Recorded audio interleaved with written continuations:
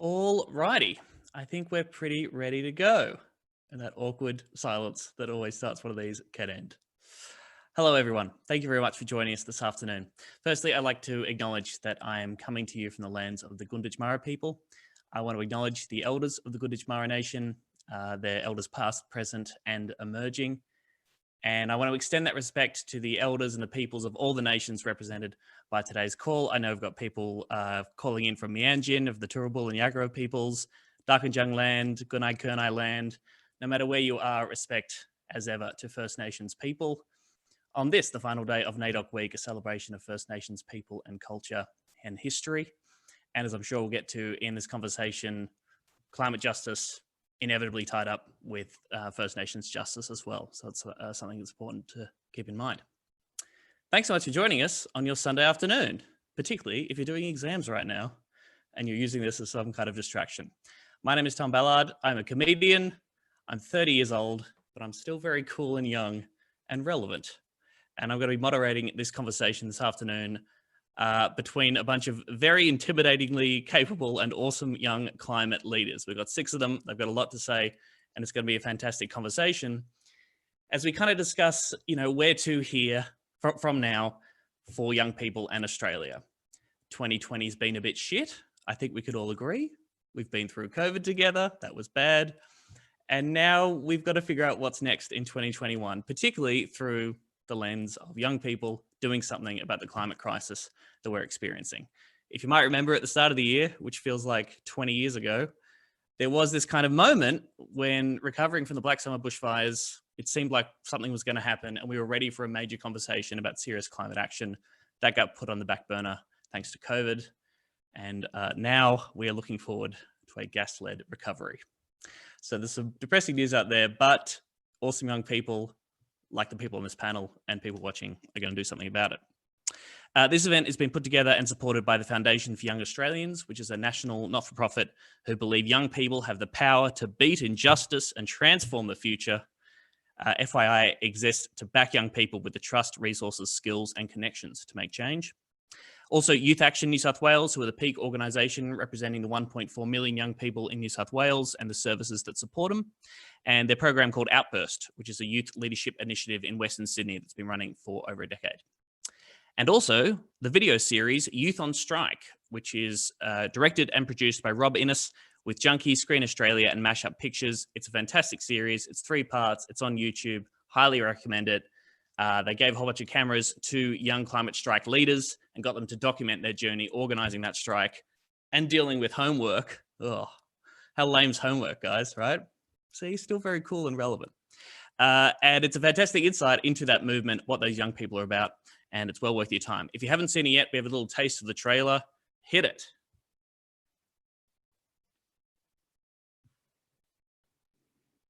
When people, say, oh, they're just so cute, trying to strike for the world, save the world. We aren't here to be cute. Nothing is cute about it. It's more than just tackling climate change. It's about uniting young people. We're in the middle of the strike. We're in the middle of the city. I just want to talk about a climate crisis again. Camera person here.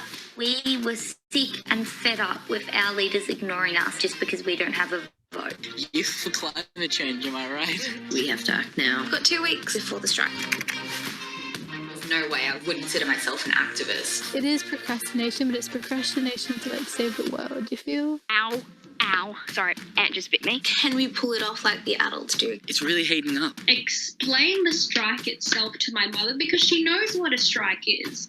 But if she hears the word missing and school, she'll just be like, no, you can't miss school.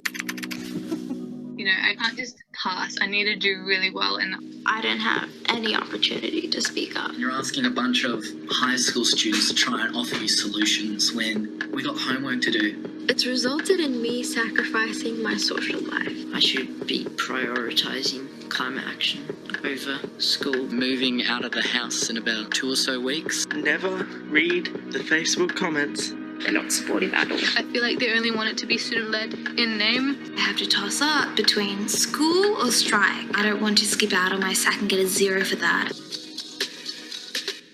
I'm so excited for this day. Oh my God, I'm shaky. So we have about 10 minutes before this officially starts. This is insanity. This is the youth rising up, participating in our democracy, and this is what democracy looks like.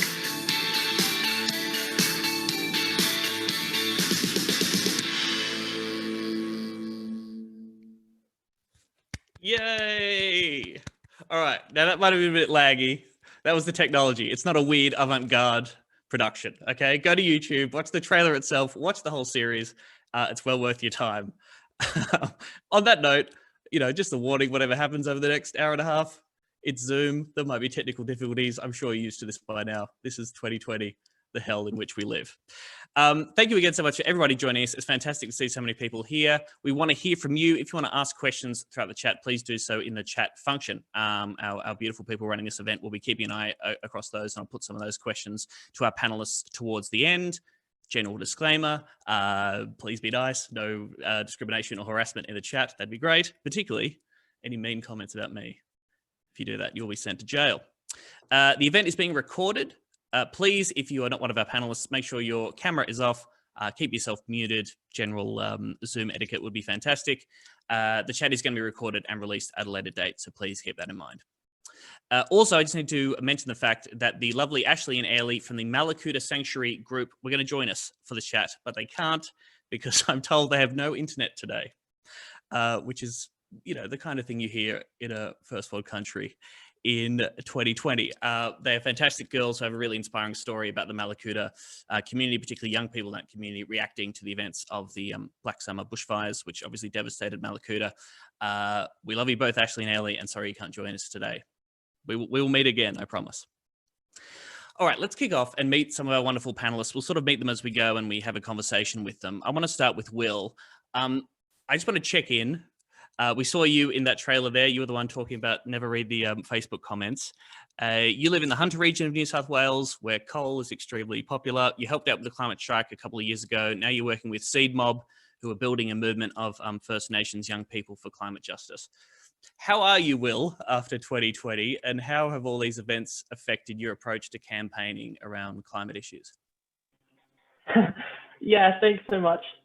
Just firstly, I want to acknowledge that I'm coming to this meeting on Darug land, of which sovereignty was never ceded, and I want to respect the elders past, present, and future. And thanks so much for having me too. And a big thank you to the organisers. Just while I have, while not on mute, I should say that. 2020 has been quite a ride. For me, it's been a massive time of development. A lot has changed, and I've grown a lot during this year. If I think back to a year ago, I was doing my HSC. That's crazy. Now I'm studying architecture at uni, and I'm working and volunteering on top of that. So it's been a big year.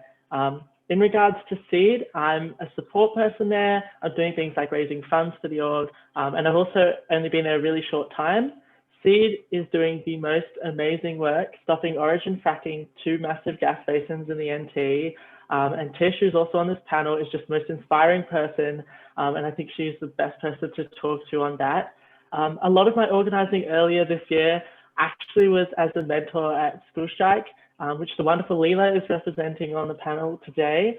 The Youth on Strike doco that I'm actually representing today, which we saw a snippet of just earlier, was actually from my time as a leader in the school strike movement, which is, gosh, 2 years ago now. So long time ago for me to remember. Seeing that video was like a completely different person. In regards to school strike, we know that it's the high schoolers who do all the organising and make all the decisions. My role as a mentor there was organisational outreach, because that was always done in work hours, which is also school hours. The September 25th event is what we worked on for a lot of the year, and this was a mobilisation that targeted the budget and our government's massive spending on the gas industry coming out of COVID. So we had rumours months in advance that was going to happen, and so like, let's have a big mobilisation, to make a point that not all Australians are silent during COVID. We're not all watching the news specifically on COVID. A lot of us still care about this issue. It hasn't gone away. So that was what that was. And we wasted no time on retaliating. But what was different about this action was that it had to be COVID safe and decentralized. That's one of the big campaigning thing that's changed this year. So instead of being a few massive events across a few cities and also hundreds of locations across the country in more rural areas, this was a much more decentralized action, and it was in over 600 communities around Australia, and there was an online component too. So that's something that had never been done before, but it's also an amazing thing to get that off the ground. With all the crap that 2020 has thrown at us, it has also given us a massive opportunity, and that is that governments will be spending billions on the recovery, and potentially a lot of that can go towards renewables if we really push them. And that's what September 25th was really trying to do. But similarly, it's also posed a massive risk. As we're seeing, that money can also go towards gas, and barely profitable projects like in the NT that SEED's really pushing back on are really relying on that money to be profitable, because the market for gas just isn't there right now. So they really need that. And if we can stop that, if we can really push back on that in the budget, which a lot of groups are doing, SEED, School Strike are all working on this, then we can stop these sort of marginal projects. The other thing is that COVID has also increased inequality for a lot of groups in society. And so that makes the intersectionality of organising around climate so much more important. As you said, it's also climate justice, there's also First Nations justice. And so it's really important to campaign behind those initiatives where people that have really been pushed aside in society, especially during a crisis, it really has brought to light that inequality that was always there, but it's so much more pronounced when a crisis happens. So yeah, that's what's changed. Our tactics have had to be more decentralized and safe, a bigger focus on budgets, and a greater need to acknowledge and organize behind the intersectionality of the climate crisis. Yeah. Nice one. Thanks Thank you, Will. No worries. We want to talk more with you and with the other panelists later on about sort of future actions and what we're calling for next. Ishara, I'll come to you now. You're a human geographer with extensive experience in community organizing, and you're here today representing climate reality. With so much of the public discourse and energy, and obviously everybody's focus, a lot of people's focus for this year has just been focused on dealing with COVID and dealing with this crisis. How does the conversation around climate justice and the climate crisis fit into that? And how can we get the climate crisis and climate action back onto the agenda, do you think? Wow, big question. Before I answer that, I'd also like to acknowledge that I'm meeting on Meanjin land, which is on Turrbal Yagara country. So it's otherwise known as Brisbane in Queensland. So before I even go into just answering the first part of that question, I'd like to explain what I do, which is, I'm a human geographer, and what that means is I take a really interdisciplinary approach into how people and the environment interact with one another and what we can do to, one, improve our human systems, but also improve the way that we interact with our environmental systems. And I mean, the question is a really interesting one, because I think what I've found in my, I've spent around 4.5 years community organizing since I started university. I wasn't really a community organizer when I was in high school because I didn't really have the same amount of, and I wish I did, the same amount of conviction to get out there and organize when I was in high school. But I still did when I was in university. And what I found was that all the issues of inequality, as Will really eloquently put, they're all intertwined, they're all interlinked, and they all are deeply impacted by what I see is the symptom of all of our issues, which is the climate crisis. The climate crisis is something that is a result of all of the compounding effects of inequality, particularly consumerism, particularly the way that our economies are structured, the way that even our political systems are constructed, and the way that privilege is embedded in our society. I feel that the climate crisis is not something that is kind of siloed in certain conversations or in certain industries. It's something where it should be embedded in everyday conversation and in everyday actions of reforming and transforming our industries, whether it be fashion, whether it be retail, or whether it be energy. I think that if we're going to shift the conversation to the climate crisis, there has to be a recognition that the climate crisis isn't just your traditional form of we're going to fix energy, we're going to fix the way that we vote. It's we're going to fix every single aspect of system inequality, because they're all deeply interlinked and they all have various intersectional impacts on various communities. So I think when we're shifting, we should be shifting in a way where we consider the fact that whatever action we're doing in whatever sector or whatever community we're in, it is impacted by the issue of climate crisis, and it's not a standalone. That's a really good point. Thank you, Ish. Cheers. Gauri, I want to come to you now. You're here representing Youth Action and Western Sydney's Outburst Youth Leadership Group. Tell us about Sydney Enviro, which uses social media platforms as a tool to simplify complex environmental issues.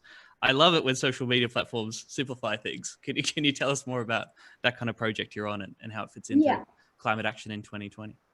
Well, first of all, I would just like to acknowledge that I'm in this panel tuning in from the traditional lands of the Darug people and pay my respects to elders both past, present and future.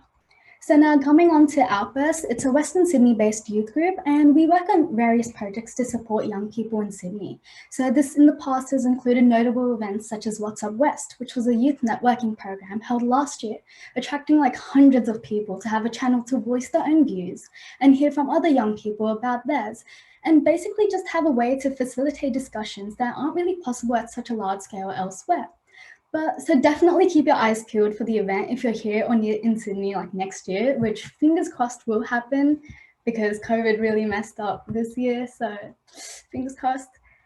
And well, this year Outburst started a new project called Sydney Youth Enviro Network, which encapsulates the use of social media in order to take complex issues and simplify them in a more digestible, shareable and captivating format, empowering people to take action no matter how small that may be.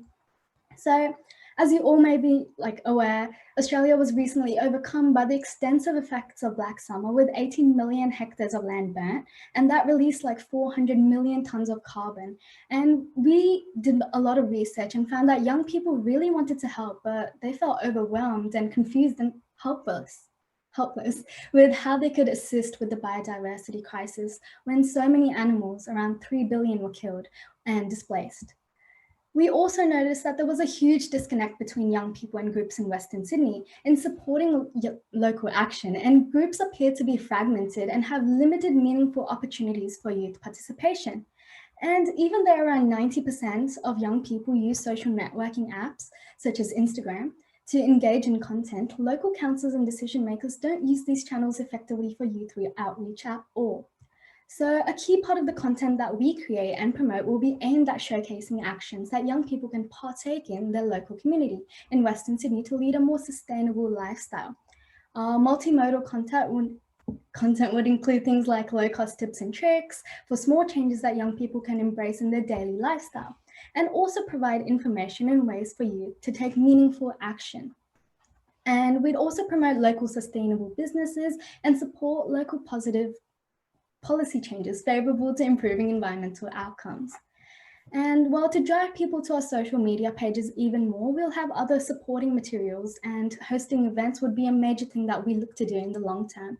So this could include anything from online webinars if we can't really come back face to face. And if we can come back, well, we'd be probably hosting youth environmental summits, which is similar to the What's Up West, but more focused on climate itself.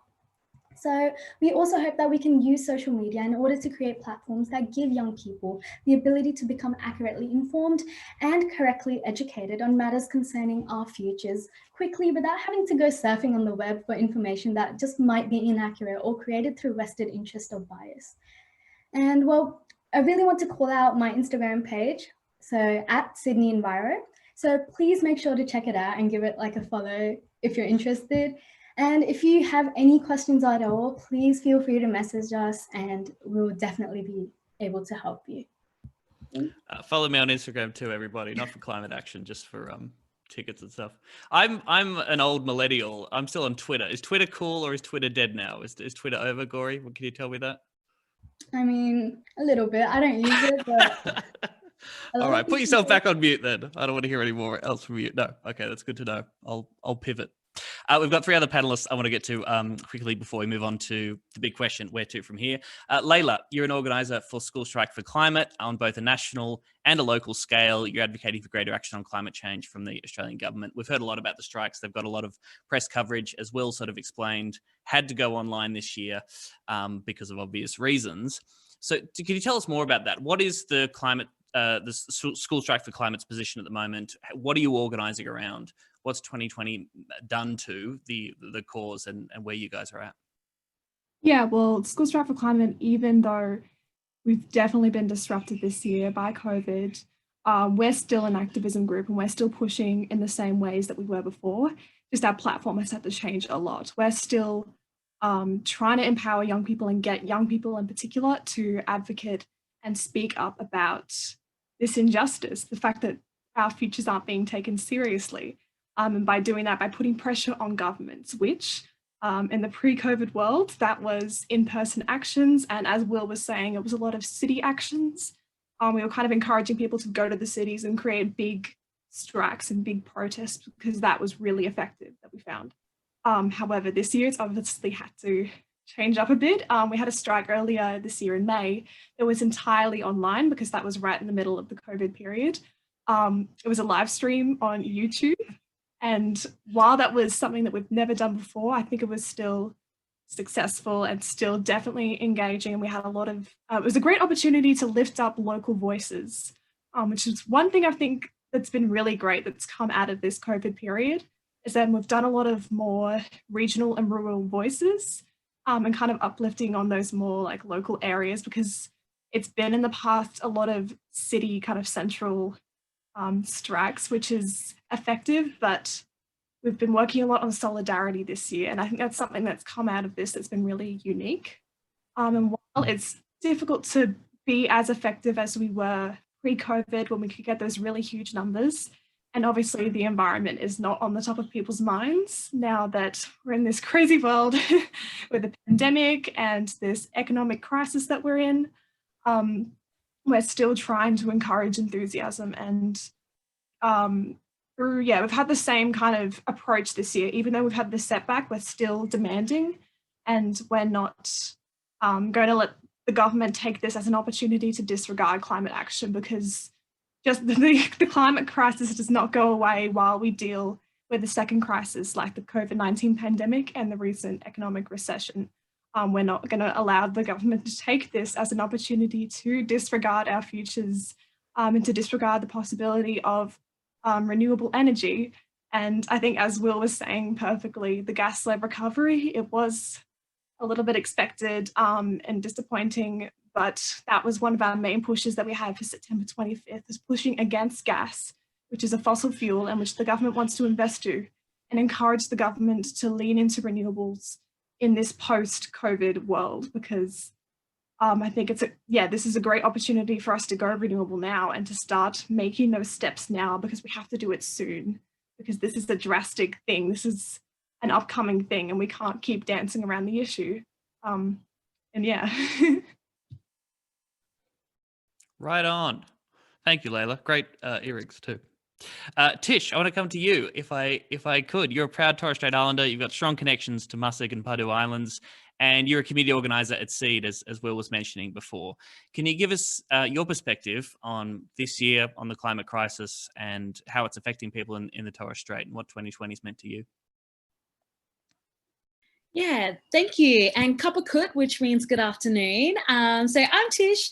Like you said, Tom, I am a proud Torres Strait Islander woman with strong connections to Musig and Padu Island. So they're just some of the outer islands of the Torres Straits. And I too would like to acknowledge country, knowing that we are all tuning in from different area codes.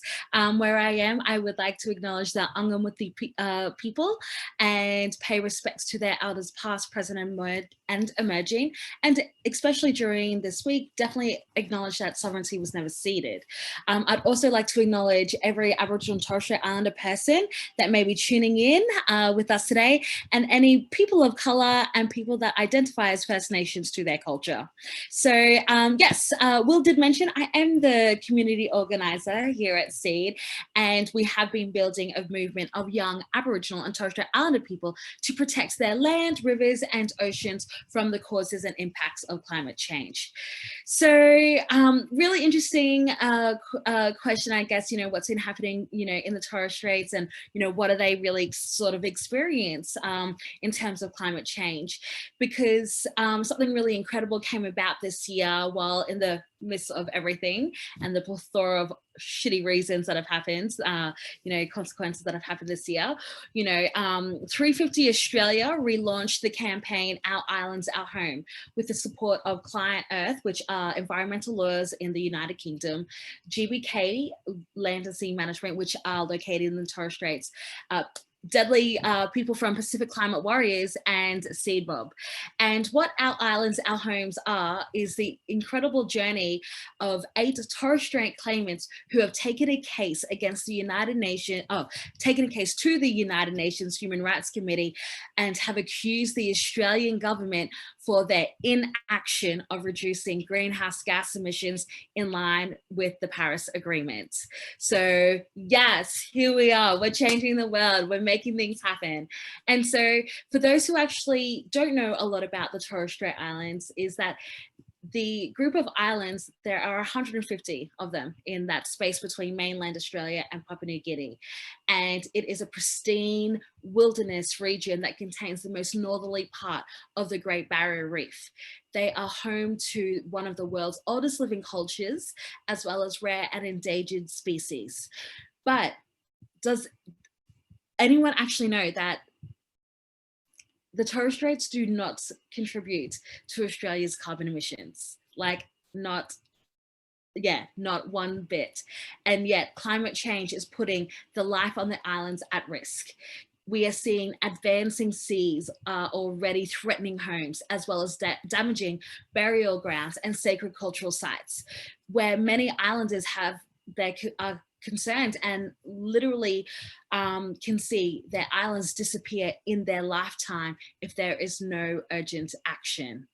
And I think, upon reflection of our year of 2020, I think this is why this campaign is very important, because we've really learned, if we actually have learned anything during this pandemic, is, everyone from all shapes and sizes, different backgrounds, but everyone in Australia loves being outside, whether it's down by the beach, shredding it in the mountains, or going for a hike.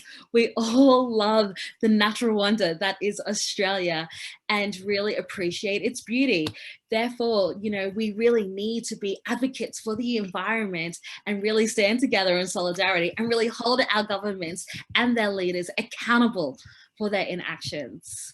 Sorry, sometimes I go off on a tangent, but I'm like, no, preach. Preach, sister. That was great. Thank you, Tish. That's great news about the win. That's a very good point too. Yes, I used to think that I hated going outside, and then I was at lockdown in Melbourne for about 100 days, and now I'm like, oh, outside's the best. It's so good. Tish mentioning there Pacific Climate Warriors, and that's a perfect link to our final panelist for today. I want to bring up Tim here. Tim, can you tell us a bit about the fantastic work that Pacific Climate Warriors do, and how 2020's panned out for you and your approach to climate action? Yes, thank you so much. I am calling in from Meanjin, so-called Brisbane, and I would like to acknowledge the traditional owners of whose land I reside and navigate on, the Yagara and Turrbal people. I pay my respects and honor elders past, present, and emerging. As we as Pacifica people fight for climate justice, we must acknowledge the injustices that have occurred here on stolen land. So a big Pacific greeting, kamna benina Maori, Nisa Bulavinaka, alo geta, Talo Falawa, Maloni, Malolele, Kia ora, Kia orana. My name is Timothy Ham. I am a proud Samoan Chinese community organizer for Pacific Climate Warriors.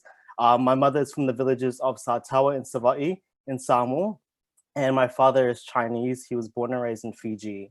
So as many of us would know, the Pacific and Indigenous people around the world are on the front lines of climate change. Although we are the least contributors to climate change, we face the brunt of its impacts the most. And as you touched on, Tom, the Pacific Climate Warriors is a grassroots movement and network of Pacific social justice leaders and organizers. So we use cultural and traditional forms of storytelling in our campaign work to humanize climate change in the Pacific.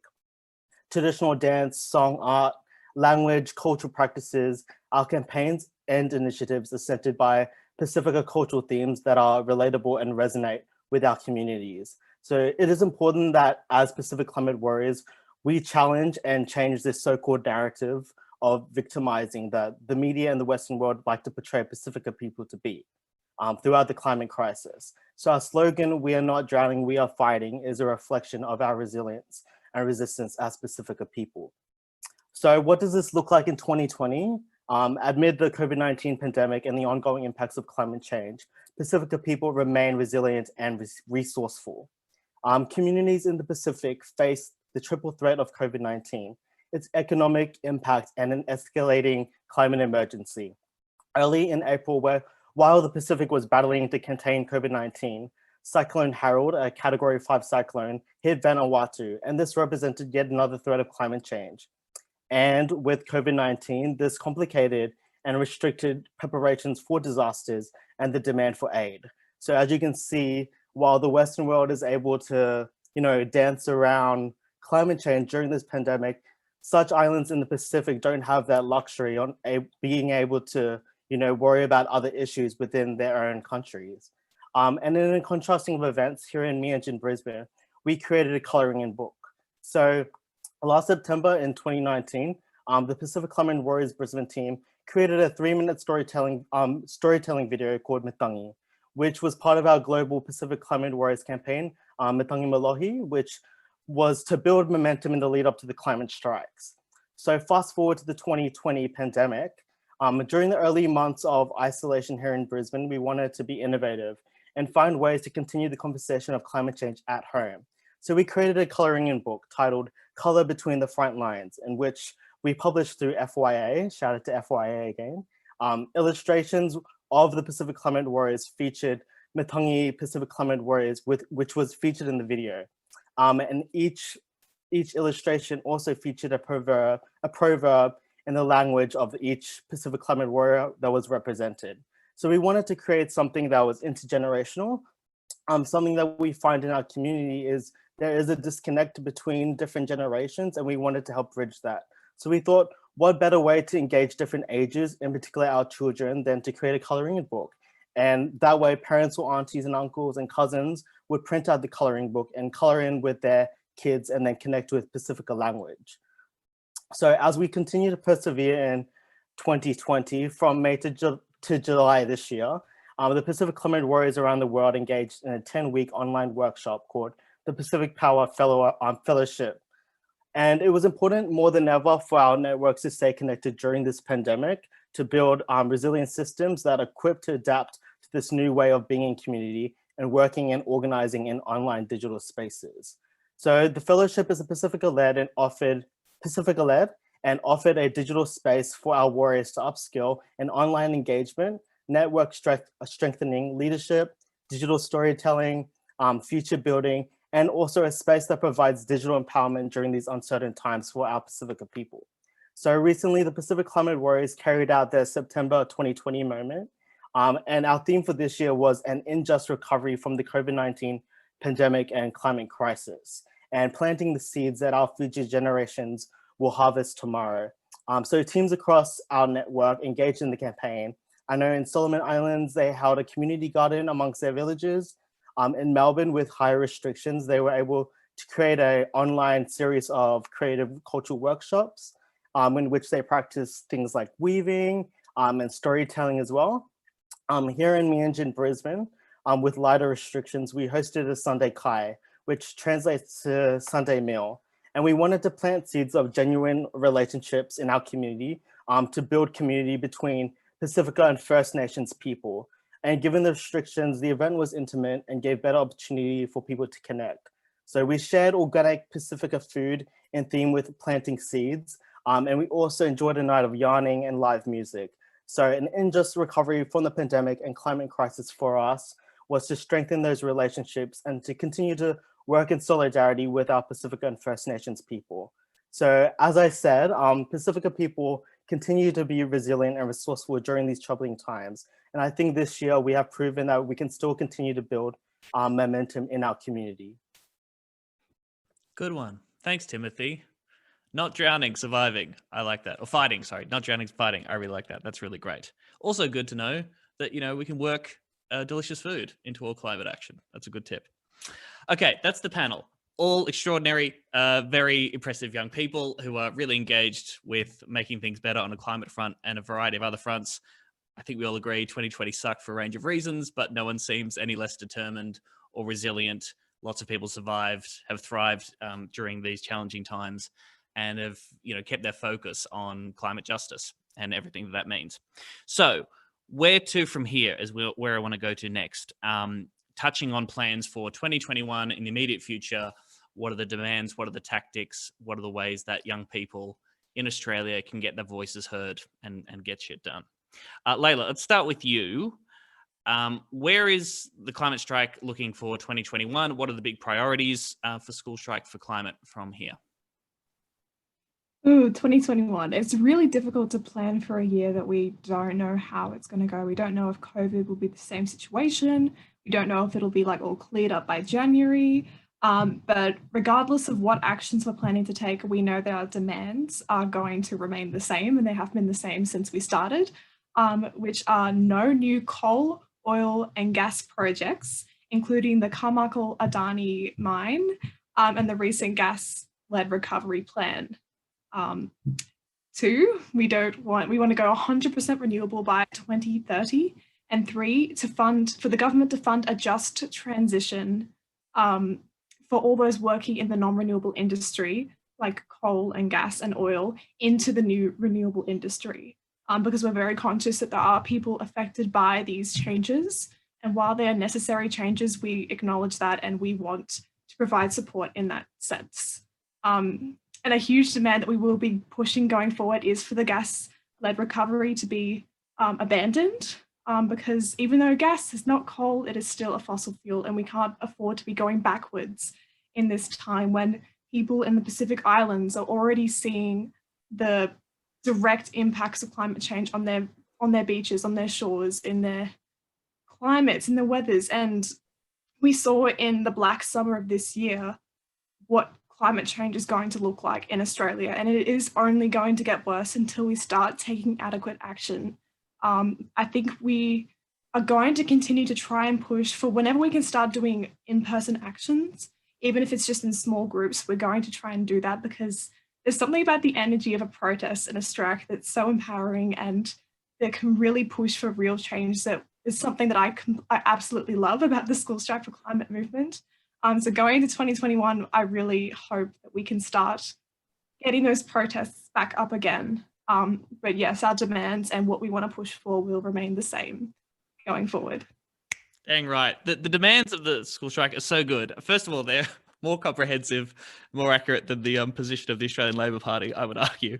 Because you're asking for clear things and you're centering this idea of a just transition, which is a term that's thrown around a lot, but is crucial. I believe at the last massive action for School Strike for Climate in Melbourne, a coal worker spoke, right? There was a speech from a coal worker saying, we're fully aware of the situation for the future of this industry. We just, want to just transition out of it, and we believe that we can.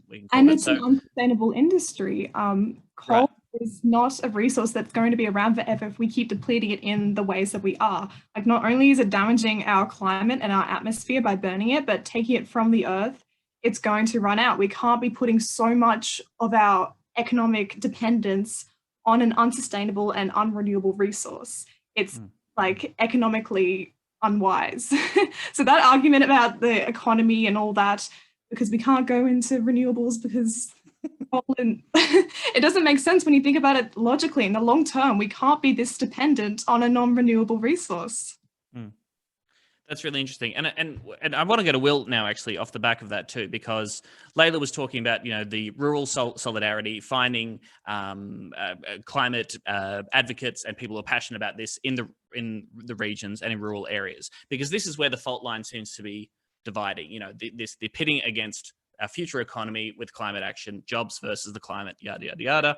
And Will, I'm just interested, as someone who's in the Hunter Valley, represented by Joel Fitzgibbon, who just stepped down from the Labor front bench as Shadow Minister for Resources, because he says that, the Labor Party can't take a more ambitious position on climate action because of what it will do to blue-collar workers. How do you see all that playing out in coal country and as part of the debate around climate action in Australia?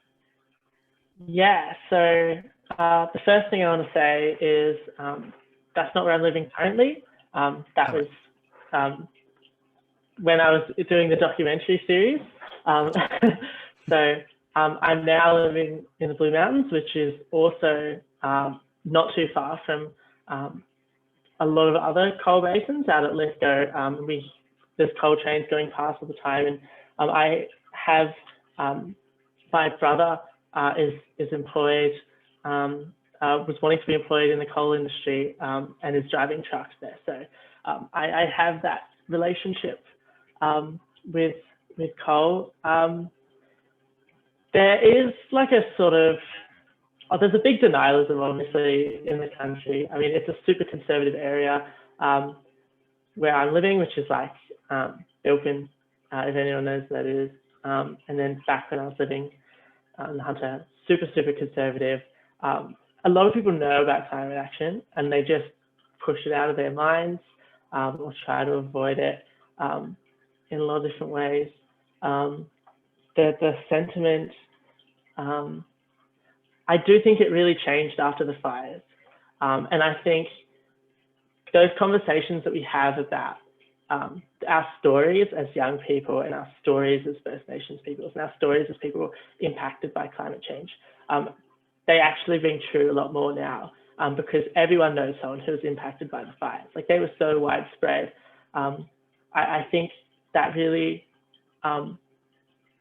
we haven't really exploited that enough yet because of COVID and all these things that happened. But I do think it's changing. I see people who I once saw as like the most conservative people I knew saying things about Australia's climate policy, saying things like the Liberal climate policy is terrible, but Labor's not much better, like those sorts of things, because conservatives, and it's kind of true. And so, yeah, I'm just seeing that people are caring about climate. They're still doing it from a sort of, what's the word, like polarized way. Like people care about it in different ways. They want to approach it in different ways. But I am seeing a lot of local people caring about it for the first time in a lot of cases. And I think that's inspiring. Yeah, that's great. my temp check of the country. Thank you. Thanks, mate. Thanks for summing that up for us. I appreciate it. Tish, let's go to you. What are the plans for the future? What does 2021 look like for you? What are your priorities from Seed Mob and First Nations climate justice? Yeah, I think sort of what Leila sort of mentioned and Will, like about the federal budget that sort of came out this year, and that was 52.9 million, and that was like, that is absurd, the amount of money to unlock more gas, because you know, right now there is that a massive support in this country for developing national gas infrastructure. This has enabled, like, especially for Seed, this has enabled like big corporations like Origin Energy, who have announced they're recommencing their dangerous gas fracking plans in the Northern Territory, even though traditional owners and frontline communities have not given free, prior and informed consent and have been calling for a ban on fracking for years. Now, the reality is that if you breathe air and drink water, this issue matters to you. It doesn't matter where you come from, what skin color you are, or your background, it matters to you. Because fracking is risky anywhere, anytime, let alone during wet season and in the middle of a pandemic. And that's where we're sort of at right now in our campaign. We're leading up to wet season. You know, it's coming up to the top end where we get those sort of cyclones coming through. And just like the bushfires, you know, we've got climate change effects really exacerbating those natural disasters. Now, just last month, we had the Origin Energy AGM, and we're amongst, you know, traditional owners from the Northern Territory whose land, water and future is under threat from this risky business. We had Uncle Ray Dixon shared a powerful statement on behalf of the Mudburra and Jingle people, which was like actually closely followed by powerful questions by Alawa Native title holder Auntie Naomi, who, I know that I'm just throwing out names, but these are the traditional and important people in community. But instead of answering their questions, Origin's chairman, Gordon Cairns, who is now also boss head of Woolworths, if you've all seen on Luke there, they're trying to put a Dan Murphy's around 3 dry communities. Sorry, that's just going off tangent. But this same capitalist, you know, dismissing the concerns of traditional owners, even questioned their authority to speak out. Like, this is what mining corporations do to First Nations people who dare to stand up to massive fossil fuel projects. And we can't let Origin Energy get away with this. So right now, it's really crucial. We are doubling down on our public pressure so that Origin knows that this is not the first and won't be the last time that their dangerous gas fracking plans and dodgy ways of working are called into question. And Origin Energy is already testing frack wells like in the NT, and we really need to, like, right now and soon, their expensive gas fracking scheme could destroy more sacred land, pollute their water, and completely wreck our climate. Because like Leila said, coal is dangerous, but gas is 84 more times more pollutant in our atmosphere that will obviously have more effect on warming our global, layers.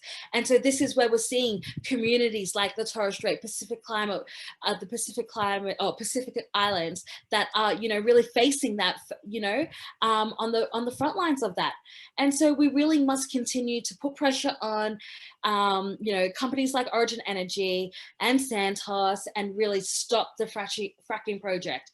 The reality is we've seen our neighbors over at Turtle Island and those detrimental effects that have happened through the myriad of pipelines under their, soil, on their land, under their country.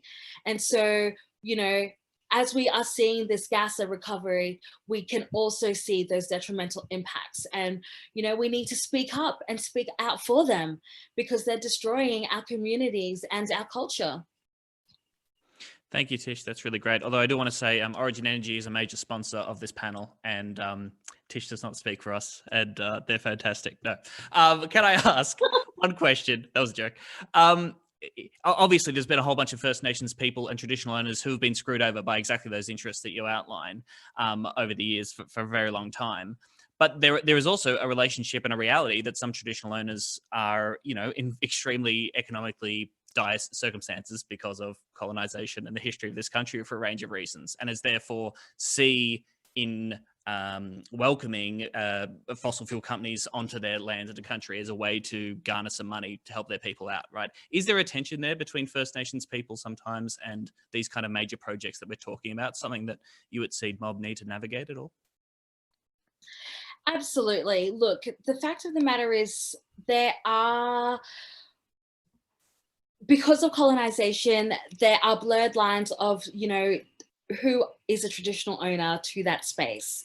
And it's always, it's always a sensitive issue when we sort of come to these conversations. And look, I don't obviously speak for all Indigenous people across this nation, but, people still need jobs. And so there are obviously still First Nations people that do work for these organizations and, have to liaise with these. I had the privilege of actually working up in Cape York last year in the exploration industry and saw firsthand what they actually do with traditional owners. And corporations put them in separate rooms, tell lies to them so that mob can argue against each other. And it's disgusting. It was actually really, really sad. And the fact of the matter is that they just do corporations do the bare minimum. They just throw money, but only to certain people, but they do not help community overall. And that's and that's where we are falling short on this. And so that's where spaces like SEED, and other First Nations organizations are sort of helping elevate the voices of those traditional owners, in which are the, correct, like landowners there, and want to help and support them as much as we can, and share that with the rest of Australia, so that they too have an understanding as well. Because sometimes with non-Indigenous people there's that misconception. But I guess the question really now we have to answer is that if this gas recovery does go ahead, is that where did you get your gas from? Did you hurt someone for it? And I think that's where I'm going to ask, and where we really need to shift people's hearts and minds, and really make into where like these corporations need to have clean projects, renewable energy, and have like more sustainable and ethical spaces, so that mob can also feel like they're not selling themselves out as well. Great, thanks Tish, that's really good to know. Timothy, let's go to you. What's on next? What are the goals and the demands and the hopes and dreams for Pacific Climate Warriors for 2021 from here? Yes, so continuing on, we are still continuing our, the momentum that's built from our Matangi Malohi campaign from 2019, and we continue to connect with community through all that we have engaged with through our September moment this year, and just in terms of, where I see Pacific Climate Warriors in the future, I think collaboration is key. And obviously it's going to be different for each different Pacifica team because location is different. But as Pacifica Diaspora and representing Pacifica in Australia, I think the relationship between First Nations and Pacifica people is super important and integral to climate justice. And in the future, I hope that we continue to work in solidarity with First Nations grassroots organizations such as Seed Mob, and support campaigns like Our Islands, Our Homes in order to further strengthen those relationships and support. And furthermore, I feel like there are more opportunities for other organizations to understand the responsibility that they hold in helping support grassroots organizations. Partnerships that can better help out impact, or organizations that can offer spaces or potential funding to continue the work that we do alongside our community. So I think that's very important, especially for young Pacifica people here in Australia. There's a lot of community work that's put into it, and a lot of it is, not shown for much of what we get in return. And it's not really about, the monetary benefits or the credit, but it's about being able to be sustainable and in continuing these conversations or continuing to fight for climate justice. So moving forward for Pacific Climate Warriors, it's all about collaboration, solidarity with First Nations people here in Australia, and it varies throughout the Pacific and other teams throughout our network. Cool, thank you. Gauri, we talked a bit about the work that you're doing in terms of engaging young people through social media, making, make it more accessible for young people, engaging people through social media platforms where young people are, to talk about this kind of stuff and get people excited and help them organize and connect with each other. What about the other media forms, old media, legacy media, TV, radio, newspapers, and online? I mean, the Foundation of Young Australians actually recently has done some research on this, so just how rarely you see young people on TV or on the radio talking about stuff that affects young people. Like, the stats are actually pretty amazing. The median age of Australians, I think, is about 38, but you would not know that by watching our TV, listening to our radio.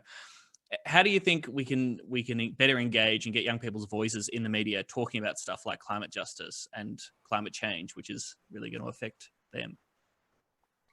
Okay, well, before I answer that question, I really just wanted to give in my own views about that previous question about coal and everything. I just really wanted to voice this. Sure. With coal, I did some research for my economics exam that happened this year. And right now, Australia's rate of using coal is actually leaving us with only 125 years of sustainable use left. So that literally means that the people coming after us, our future generations, really won't have anything left. And that's saying that the harmful effects of coal isn't already killing us all off, like the sulfur dioxide release, which causes acid rain and then has in turn impacts on our health. And it's just so mind-blowing that like I can't fathom how politicians and like companies are partaking in this tragedy of the commons and just only working in their own self-interest, and really just completely throwing away the concept of intergenerational equity and everything like that into the bin. So yeah, I'm really sorry, but I just really wanted to voice this. Like, it's so insane how there's only 125 years left of that. And yeah, it's just so unsustainable. And well, like back to this question, I would really love to see like more young people going on the TV, like really, really would love to have those opportunities like that to amplify the youth voices. It's really such a shame how right now there really aren't that many opportunities for young people to stand up and just be told and be asked to come to the like TV programs like the morning shows. And while some people might argue that young people still have ways to speak up and do what they want to do, we can already see that this isn't really getting us very far. And I'm sure most of the other panelists would agree that there's such a big lack of representation of the youth, which plays a big role in how the adults perceive us, which hint hint is usually as being quite immature and uneducated on such matters, which really definitely isn't the case, as you can see from all these panelists. So it's really these panels like this that drive youth to be able to have ways to raise their voices and create large movements such as the youth climate strikes that enable the action to take place. And there's just so many easy and simple ways for media to assist us in doing so, which many platforms just simply don't do because of the inherent vested interest they have from the government's pressure. But if this was to be removed, television, morning shows, and the news would be amazing platforms for students to promote the work they are doing and invite more youth to get on board. It would also raise awareness of the passion young people have in standing up for what they believe in, and get rid of the negative stigma that all teenagers are immature and nonsensical on these important topics. And while radios and podcasts could also conduct interviews similar to this, and newspapers could just write more articles or have sections that are specifically focused on youth achievements and the activities and the events they're hosting, there would be a sort of snowball effect that occurs as well if young people were invited to these platforms to speak up, as they would probably invite their own friends that like a lot of us on the panel did as well. And this would just in turn have heaps of youths tuning in and just hearing about how they can contribute to the effects that are happening to the climate right now. So collaborations with creators would also be such a good thing to happen, because like obviously we know with all those social media apps like TikTok and stuff, there's so many like collaborations happening, and it's just inviting a huge lot of youth audience to come in and just tune in as well. And the environmental crisis isn't really something that affects young people only, but it's an issue that's affecting every single person in every corner of the world, wherever they may be. And things such as positive policy change for the environment being advocated by young people wouldn't really be noticed on social media alone. So things such as like the old school TVs and radios and podcasts would really be needed for people who just aren't able to access social media and can't get noticed on it by the older people and politicians who don't really use these domains as often. And hence, we could reduce this problem of underrepresentation that we had. It would be better to promote youth voices in platforms such as television, where there's just a higher chance of these people noticing young people and understanding what we're standing for properly, and not just making assumptions on whatever they think that we are doing right now. Nice. Thank you. Look, we've got some audience questions which I want to come to in a sec. And just before I do that, Ishara, I'd love to hear from you. Where to next for you, do you think? What do you think of the demands and the actions moving forward into 2021 when it comes to serious climate action from your point of view? Big question. And I would say big question, but small actions. Because I think it's really the small and the everyday actions that snowball into a big transformative process that really matters. I think young people are the demographic for me, and I also identify as a young person, whilst sometimes I sound like not a much older person, but I think young people are the most resilient people I know, and they're so centered in the fact of, well, yeah, there's a lot of really depressing things about the climate crisis, but they've come to terms with it and they're navigating their grief through action. And I think that's really, really amazing. And how they do that is through everyday actions, whether it be through a single conversation with someone who might not even realize that climate change is an issue, otherwise known as climate denial, or someone who is so steadfast in in not accepting that we need economic change and reform, or someone who doesn't know who to vote for, which political party actually aligns with their values or their change values. I think all these little actions really snowball into a big impact. And I guess, I mean, even from my personal experience, I think starting small really matters. Just before the COVID lockdown started, I had just graduated from university, and I had, was studying, was volunteering, was community organizing, and doing all this stuff, that it came to a point where I just burnt out. And then I was like, where do I go from here? I really want to continue what I want to do, but I don't have the energy levels because it's taken so much from me.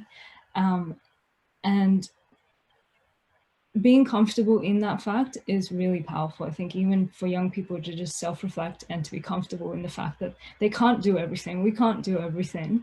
We need the support of every single person in society to be comfortable in being uncomfortable and being comfortable in the really, really, damaging facts of how our political system or economic system, or even the way that we treat our environment and our First Nations people is damaging, is destructive, is not sustainable for our future. That's what really matters. And I think that it really boils down to making small, tangible actions every single day.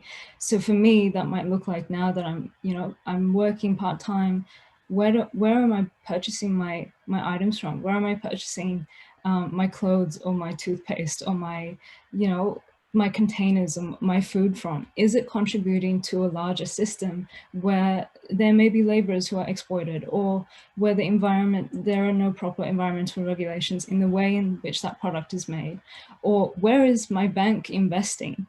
Where is my super, even though I don't have one? My future super, which, I'm not going to endorse future super, but let's say future super, right? Like, where are they investing their money?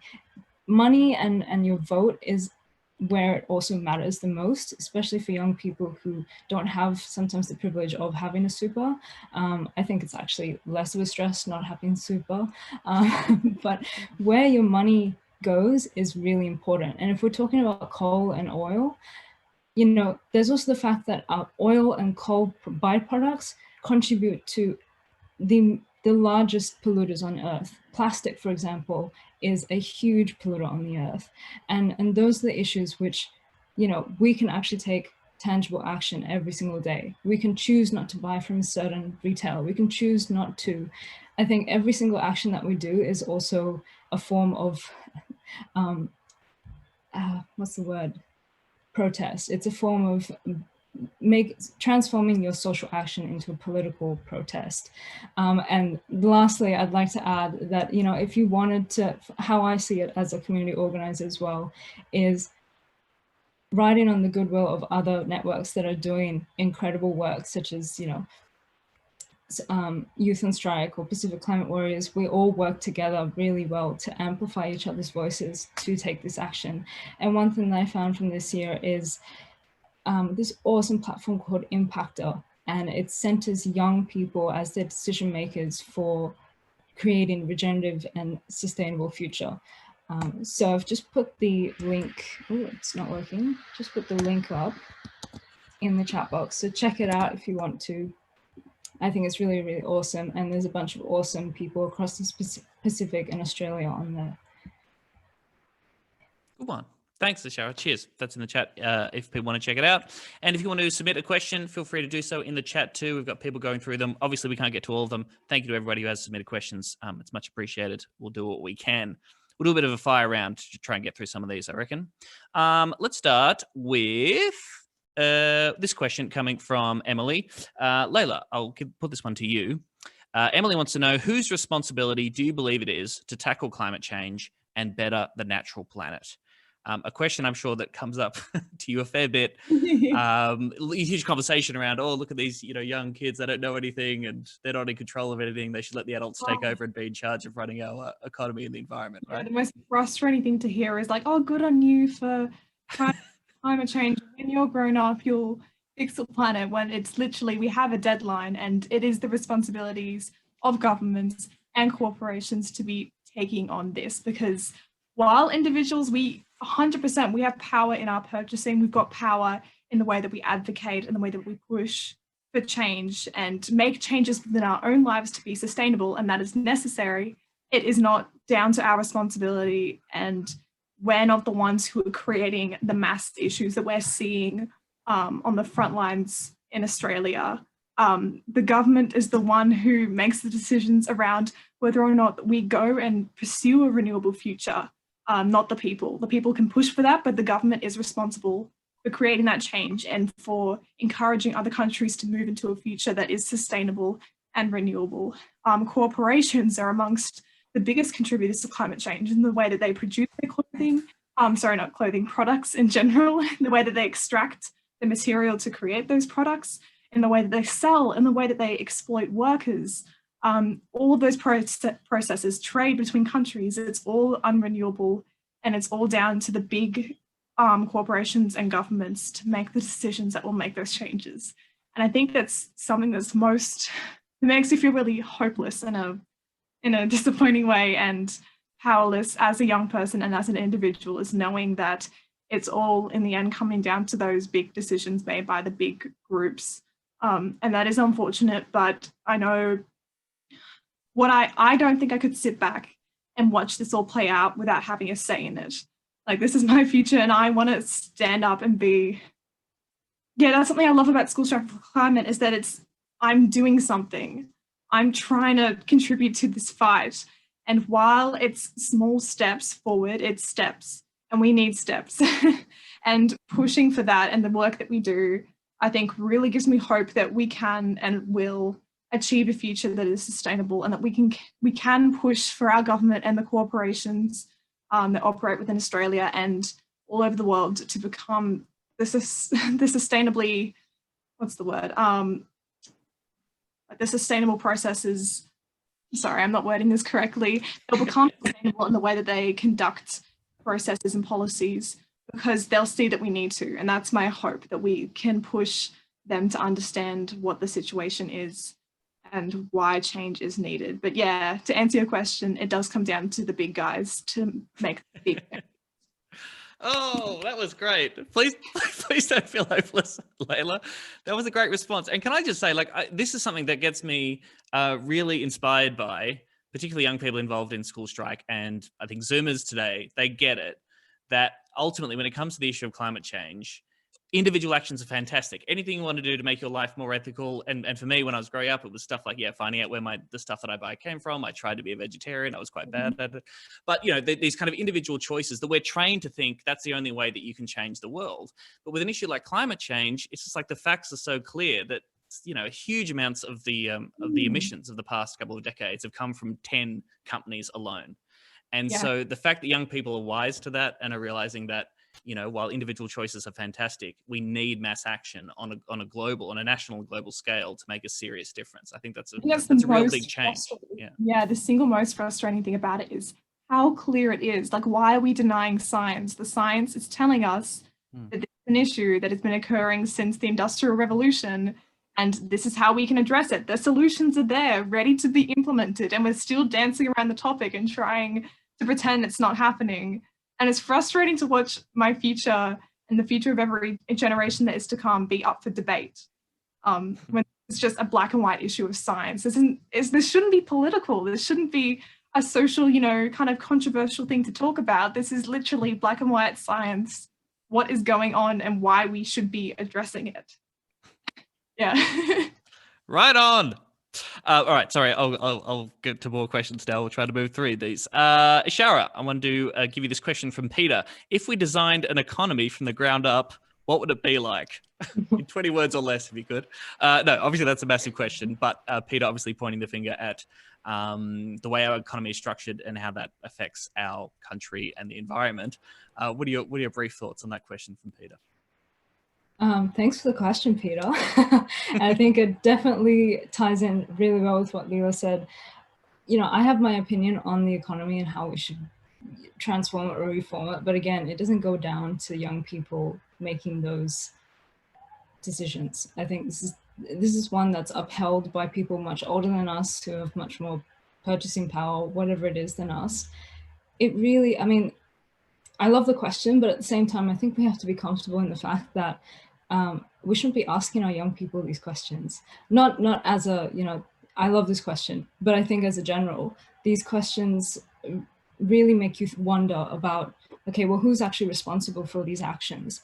And I think if we were to reform our economic system, then it should follow something like the degrowth economy, or the concept of where we're actually not growing, which is a very controversial concept for people who live in a capitalist society to accept. But I think that, when you boil down to it, what do we actually need to live every day? The things that are within our local reach, the things that we can make from scratch. And it doesn't really need to be something that we have to ship from one side of the world to the other. So if we were to reform our economic system, it has to incorporate the fact that we need to reform our political system. At least in Australia, we don't have something that we know is a democracy because we don't have a representative media. And that's something that FYA's the latest report touches on, which is youth representation, the lack of it, which is, a separate tangent. But, these things don't happen in silos. As I mentioned before, we need political reform. We need to, have more proper representation, not just of young people, but of Brown, Indigenous, and other people of color. We need to have really serious conversations with our policymakers that their policy has to be what we'd like to call more radical, but actually is just calling for better systems approach. And we also need to come to the point of having conversations around a regenerative future. For example, agriculture, which contributes a lot to our national economy, should take a regenerative agricultural approach. And those kind of conversations really need to be in the conversation around how do we have economic reform. But we can't have it without, when we take more, we need to reduce what we take and live in the local and respect the stewards of the land who are Indigenous people who know how this land works, as many of the others on this panel would know. Great. Thank you, Ish. I want to come to Gauri quickly. This is a question from Sierra. I hope I'm pronouncing that right. At what age should we be able to vote? And furthermore to that, I mean, a federal election is on its way, maybe not in 2021, but potentially 2022. Should young people be running for parliament? Do you want to see them more involved in actual representational politics and putting their hands up? And yeah, I guess that question from Sierra. Do you think that voting should be lowered to potentially 16, which was an issue that came up a lot on the Youth in Strike documentary. Young people saying, I'm doing school strike on climate because I have literally no other voice to our politicians. Well, yeah, thank you for the question, Sierra. So I just think that voluntary voting would be like such a good thing for 16 and 17-year-olds, and it really wouldn't be causing any harm. Like so many people that went to the strikes, even though I wasn't able to go last year, so many people that went, I do remember hearing from my friends that they really wanted to go just because they really didn't have any other avenues. And this really linked back to the previous answer that I gave for social media forms about TV and the podcasts and radios and newspapers, and how there's such limited youth representation there. And that just has so many effects on young people and their confidence really in being able to stand up for the issues they believe in. And well, I just think that at the age of 16, you have so many rights that you get. You learn to, like, you're able to go and drive. You can even get married under certain circumstances. You can pay taxes. You can give consent for medical procedures. So why is it that we can't go ahead and vote if we want to? And like, that's just so annoying because I have so many things that I'm able to do, but there's just so many restrictions that are applied for absolutely no reason at all. Like, why can't I engage in democracy when I'm a person that's being influenced directly by it? It's just so frustrating. And well, I remember this sort of, but like, don't quote me on the exact statistics because I really just honestly threw my notes in the back of the cupboard after viewing the HSC. But the voter turnout for 18 to 24-year-olds is actually like 86%, which I think the average voter turnout is 95%. And there's just a huge like discrepancy. And many people have actually done research on why this is the case.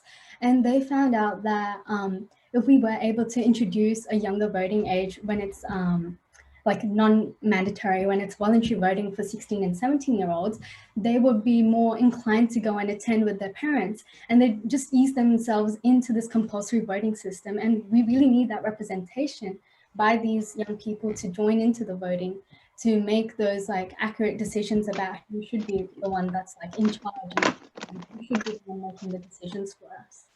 Yeah, I really think that voluntary voting is an absolutely great idea for young people age 16. Yeah.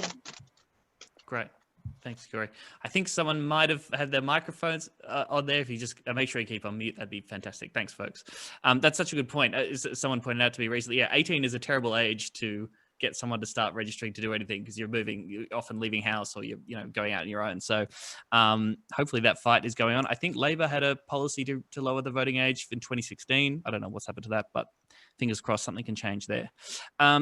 Tish, I want to come to you, and I'd be really interested in your thoughts in civil disobedience and more radical action. Extinction Rebellion have made a bit of a name for themselves over the past couple of years, and recently the Queensland election, you saw some real some wild actions from some Extinction Rebellion activists, dumping a bunch of manure out on the street and stopping traffic and that kind of thing. Their argument is that more radical action is what we need. We're in radical times, we need radical action now, and they want to see that happen. Do you see that more kind of civil disobedience, clogging up the gears of our capital society as being effective? Is that something that speaks to the First Nations fight for justice? What do you reckon?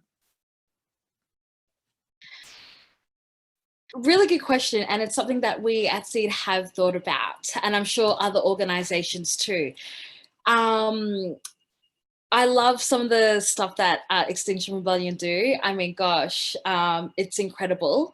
But we still are in a time where we're governed by conservatives and dinosaurs that use these systems and that still oppress us.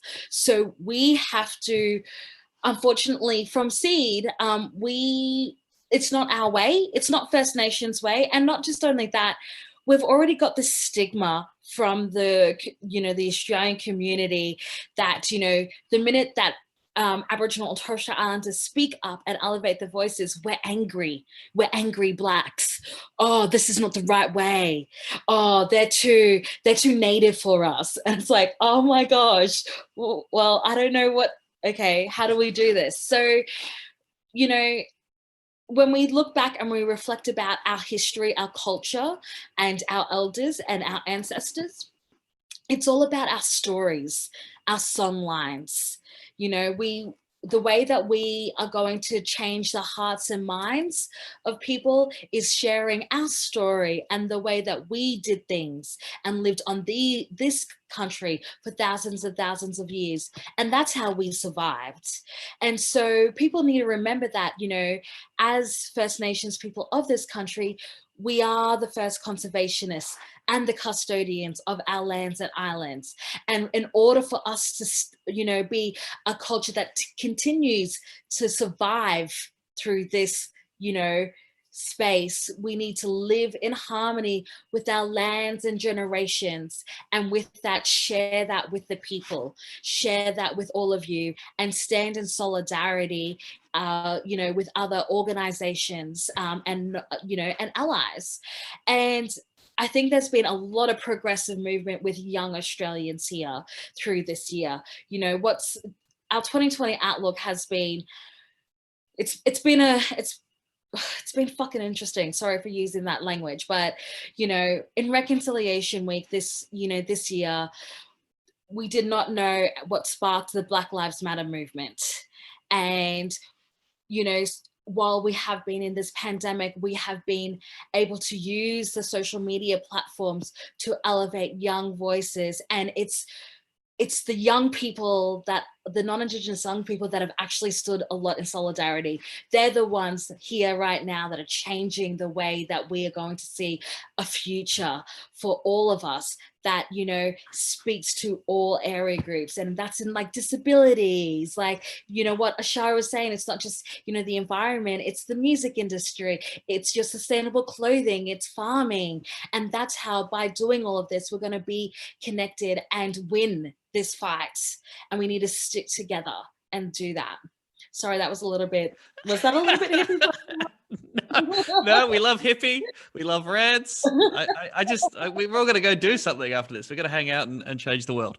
We are unfortunately running out of time, but we've got time just to whip round our speakers and get a last thought, I guess. And what I want to hear from you is how young people who might be watching this or listening to this conversation can, get involved with or support the work that you're doing specifically, and also maybe just like one, short, easy, general tip or recommendation you might have for young people who want to do something about taking control of their future and doing something about the climate crisis and taking climate action. I'm going to have to ask you to stick to like 30 seconds each or something like that. Just 30 seconds in which to save the world would be great. Timothy, can I start with you, mate? Yes. My advice to young people would be to center Indigenous people and voices in your climate justice work and to pass the mic. Especially in the times that we are in, I am seeing a great rise of young people, non-Indigenous young people that are now in positions within the climate space. And I want to say that it is your responsibility and duty to ensure that our voices and then voices of other First Nations people around the world are in the center of your work. And as we know, there is no justice for injustice without destroying the systems that marginalize and destroy Indigenous, Black, and people of color. And secondly, ways you can follow Pacific Climate Warriors. I will also include links into the chat. We are also forwarding a submission to the Department of Foreign Affairs and Trade from individuals of groups in Australia interested in the future of the Pacific region. So if you can please support our submission, I'll also include the links in the chat below. But thank you for having me on the chat today. Thanks, Tim. That's great. Will, can I go to you next? Will. Yeah. So with Youth on Strike, definitely go and watch that out of this. There's 3 parts to the series. They're all really inspirational. If you want to hear more about how young people, were responding to climate change in their everyday lives, that is the place to go. How they were taking action before COVID. I know things have changed a little bit, but the same sentiments there. Definitely go and follow all the different organizations here.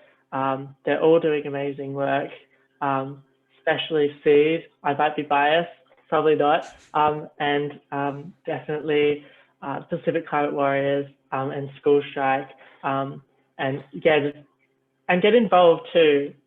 If you are not volunteering with a climate org and you have spare time and you have capacity and you have that opportunity and that privilege, go out and do what you can in that space. There's lots of different orgs to choose from. Just research a bit, you'll find it. Money, donate money. Your time is just as valuable too if you don't have money to spare. But yes, go watch Youth on Strike. Thanks so much, everyone, for having me.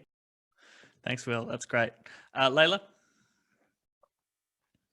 Yeah, I really, really, really want to encourage young people coming out of this to be like brave and unapologetic with your activism. Activism is young people's only political voice. It's the only way that we are making change in politics, even though we are directly impacted by the policies that are created in our government. And I want to encourage you to, I know it can be daunting and it does seem like this scary thing, but reaching out to your local School Strike for Climate group. You can find them on Instagram if you just search up School Strike for Climate and then where you're from, or if there's a city near you, they are all on board with this, or whatever platform you have. It doesn't matter if you have 50 followers, 500, 50,000, utilize whatever platform and the circle of influence that you have to try and make what change you can, because even though it does ultimately come down to those big decisions, it's at the grassroots that change is made, and that's always been the case. It's always been through the public voice that change has been made. And a great way that you can support School Strike coming out of this is heading to our website and signing up for our notices, so you get an email if we've got an upcoming strike or an opportunity for you to engage, or if you can sign something or call someone. We're regularly updating that. And I want to say a huge thank you to the organisers of this call today, and that I've really, really enjoyed talking with you all and having this conversation. So thank you. Thanks, Leila. Cheers. Gauri, over to you. Well, I think what you can do to support Outburst and Youth Action would actually just be to go ahead and give our Instagram page a follow. We'll be posting a lot of stuff about how you can do things daily and how just the small actions that you can take in your daily lives, which are easy and quick to do.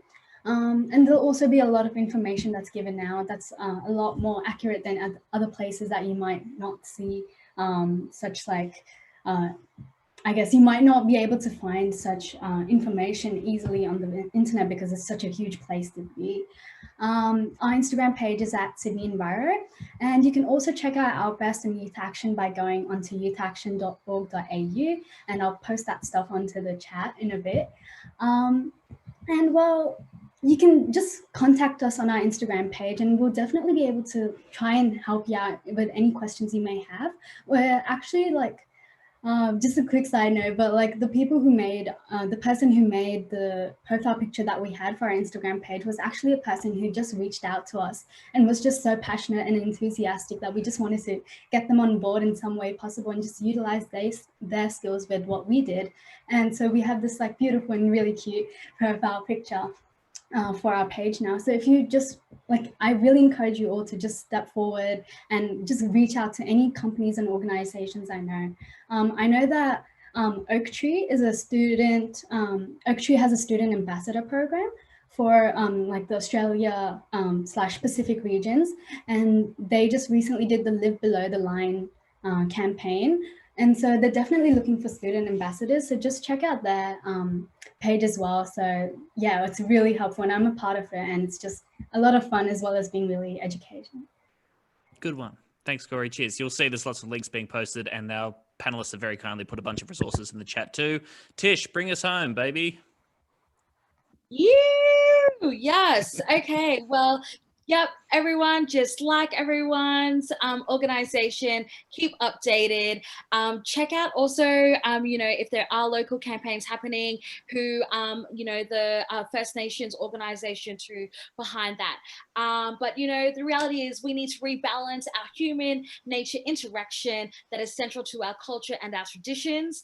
We are at a crucial moment in our lives right now, and the way that we are occupying our planet is just not working anymore. So we need to stand together. We need to lead this movement because climate justice is First Nations justice. And if not for us, then for our future generations. Whoop, there it is. Boom. Thank you so much, Tish. Thank you so much to all the panelists. You guys are inspiring. Hopefully people watching this, feel that way too, because I sure am. And I'm an old man. I want to say a huge thank you to the Foundations for Young Australians for making this happen. Youth on Strike, Rob and Izzy, the crew there that made this happen and brought us all together. And Youth Action as well, and Outburst. Thank you so much for watching. Have a lovely Sunday evening, and we'll see you on the streets. Good night, everybody.